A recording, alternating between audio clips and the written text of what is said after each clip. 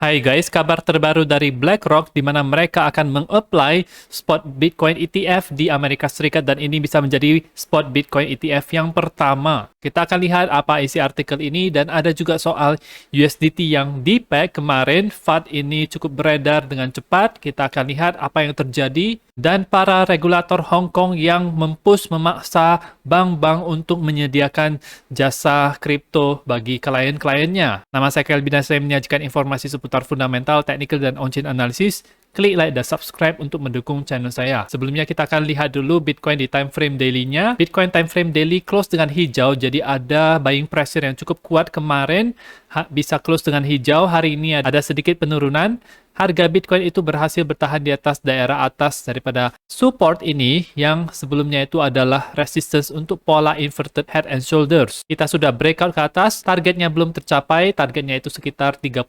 ribuan. Sekarang kita melakukan retest dan saya expect kalau dari sini itu akan bisa naik ya teman-teman. Meskipun dari indikator belum bullish, tapi dari time frame yang lebih kecil itu sudah kelihatan. Menurut saya akan ada bounce dari daerah 25.200 di sini. Kita lihat kalau untuk time frame 4 jamnya tersebut, ini sebelumnya dia melakukan breakdown daripada pola bear flag ini, kemudian ke bawah dengan cepat, dan di posisi kemarin jam 11 malam itu melakukan pump yang cukup kuat sampai ke atas, dihadang oleh garis tengah parallel channel, dan ada sedikit penurunan di candle yang sekarang ini. Ada bullish crossover yang terjadi di time frame 4 jamnya tersebut dan RSI berusaha untuk berada di atas 50. Ada bullish divergence juga di time frame 4 jamnya, jadi sangat jelas sekali. Dan di time frame yang lebih kecil saya bisa melihat kalau ini ada berpotensi untuk membuat 5 wave ke atas, merupakan wave impulsif, bisa menjadi pertanda awal kalau tren itu bisa berbalik arah, karena salah satu syarat untuk terjadinya bull adalah harus ada wave 5 wave ke atas, 1, 2, 3, 4, 5, kemudian diikuti dengan wave koreksi yaitu ABC. Mungkin seperti ini ya teman-teman. Jadi seperti ini. Jadi akan turun dulu sampai ke daerah Fibonacci 50, 61,8 atau 78,6.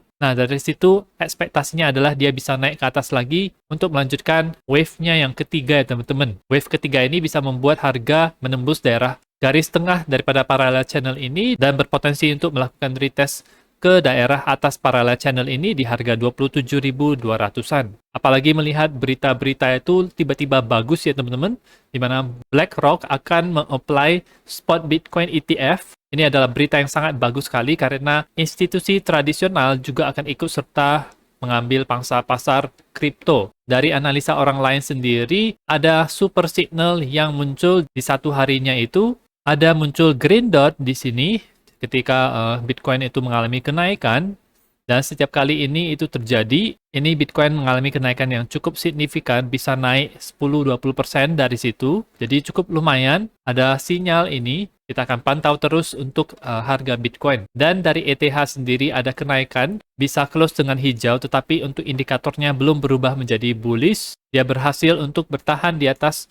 garis support yang kuat ini, seperti prediksi di video saya sebelumnya, di mana dia akan bounce daripada garis ini ya teman-teman. Garis tebal yang berwarna merah ini adalah support yang kuat tersebut. Situasi sekarang mirip sekali dengan 10 Maret, di mana ada bounce dari situ. Dan ketika melihat ETH 25 Delta skew itu dalam kondisi yang naik lagi seperti ini ya teman-teman. Katanya itu dia seperti 11-12 Maret. Jadi kita lihat kalau 11-12 Maret itu terjadi pump yang cukup besar ke atas oleh harga ETH. Apa artinya 25-day skew ini?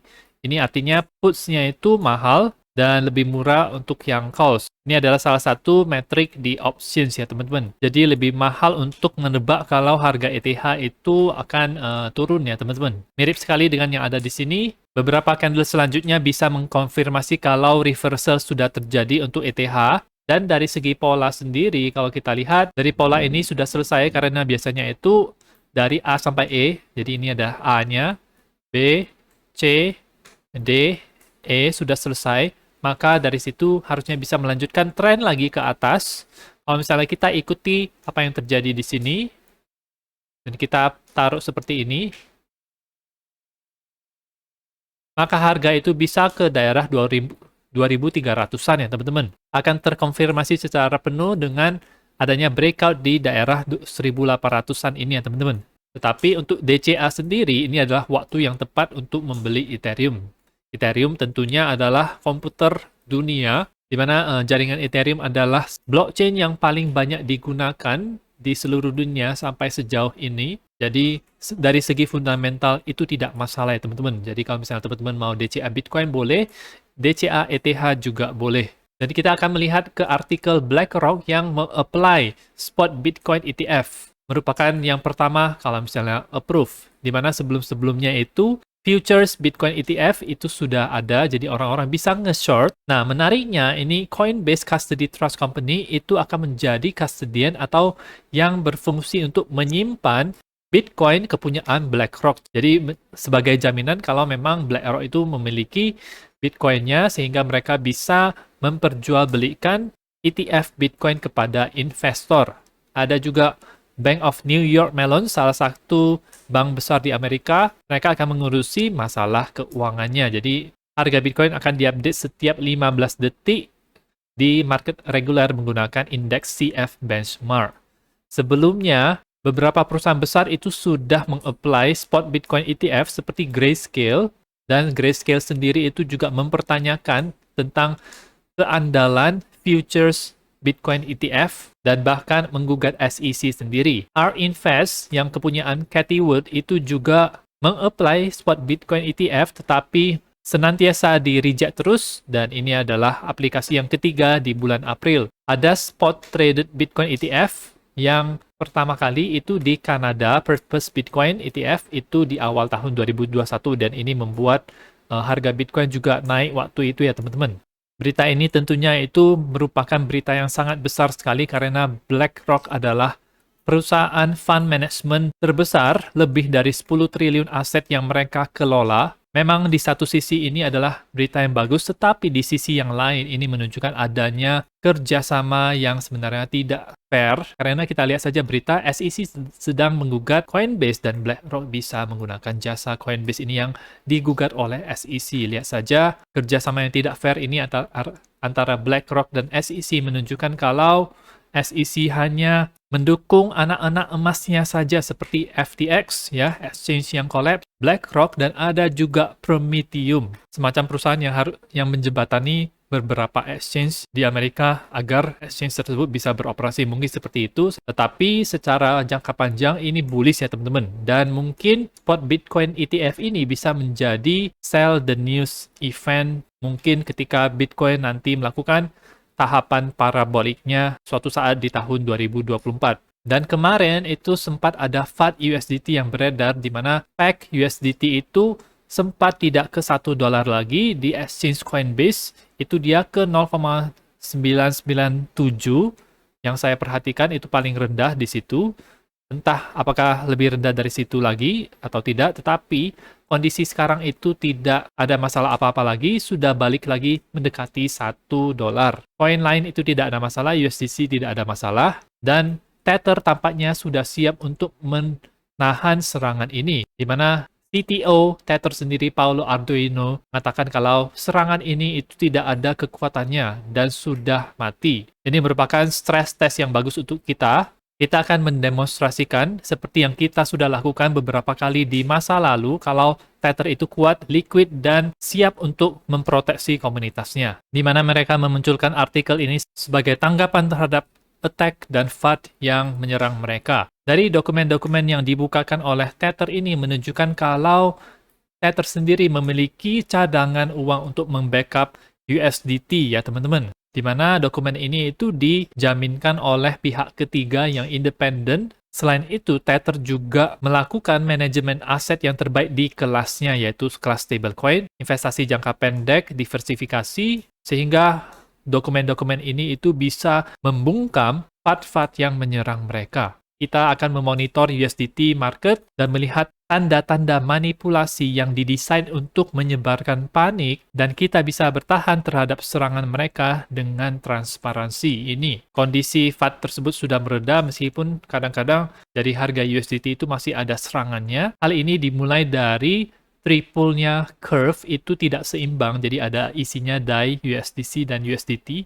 USDT-nya itu kebanyakan di situ sehingga membuat semacam USDT-nya itu nilainya itu lebih sedikit dibandingkan dengan USDC dan DAI. Kemudian dipermainkanlah oleh whale, jadi itu membuat harga USDT menjadi turun. Tapi untuk sekarang sudah tidak ada apa-apa lagi. Dan terakhir adalah soal regulator Hong Kong yang memaksa bank-bank di sana untuk menerima perusahaan-perusahaan kripto dan melayani mereka ya. China benar-benar ingin pivot secara keras ke kripto. ISBC dan Standard Chartered itu didorong, dipres oleh regulator Hong Kong untuk menerima klien-klien kripto. Jadi ini lucu banget.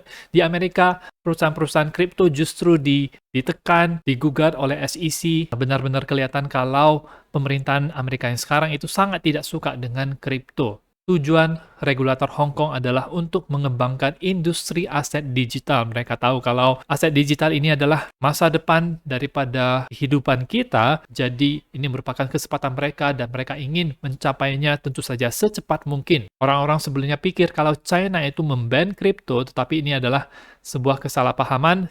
CCP atau Partai Komunis China beroperasi. Ini tidak pernah soal banning, tetapi ingin mengontrol secara penuh industri yang baru ini. Ini adalah cara kapitalisme state itu bekerja. Nah, Bitcoin yang di-mining kemudian masuk ke OTC, over the counter, jadi transaksi langsung sendiri itu di-ban ya, karena bisa lolos dari kontrol pemerintah. Kemudian ada isu kalau sebenarnya China itu masih mengizinkan mining Bitcoin terjadi di sana. Dipercayai kalau China itu adalah nomor 2 dalam hash rate mining Bitcoin, 20% dari hash rate global. Tentu saja China pasti tahu soal ini karena ini adalah berkenaan dengan hal-hal yang vital negara mereka, yaitu berkenaan dengan energi, dan mereka menyukainya. Hong Kong juga dijadikan China sebagai pintu atau pusat kripto, ada exchange, ada stablecoin, karena mereka melihat kripto itu adalah masa depan, tapi Amerika berusaha untuk membunuhnya. Tapi meskipun Amerika membenci kripto, negara-negara lain yang di luar Amerika itu membutuhkan dan memakai kripto. Lebih banyak crackdown yang dilakukan oleh Amerika, lebih banyak pula insentif untuk semua orang mengadopsi, apalagi rival-rival geopolitik mereka. Kita lihat kalau ada sekitar 20 negara baru saja bergabung dengan BRICS. Brazil, Rusia, India, China, dan South Africa. Grup-grup negara yang tidak menggunakan SWIFT atau alat pembayaran yang harus menggunakan USD ya teman-teman. Ini akan membuat USD semakin lama semakin ditinggalkan, dan sekali lagi choke point 2.0 ini terjadi. Mereka menyukai SBF dan Gary Gensler bisa dengan sewenang-wenangnya itu menyerang kripto, tetapi ini tidak akan bertahan lama karena kripto itu global ya teman-teman. Dan negara-negara di luar Amerika melihat kesempatan emas ini ya teman-teman. Itu saja untuk informasi pada video kali ini. Semoga bermanfaat. Teman-teman bisa dukung channel saya dengan mengklik like dan subscribe, dan nantikan video saya selanjutnya.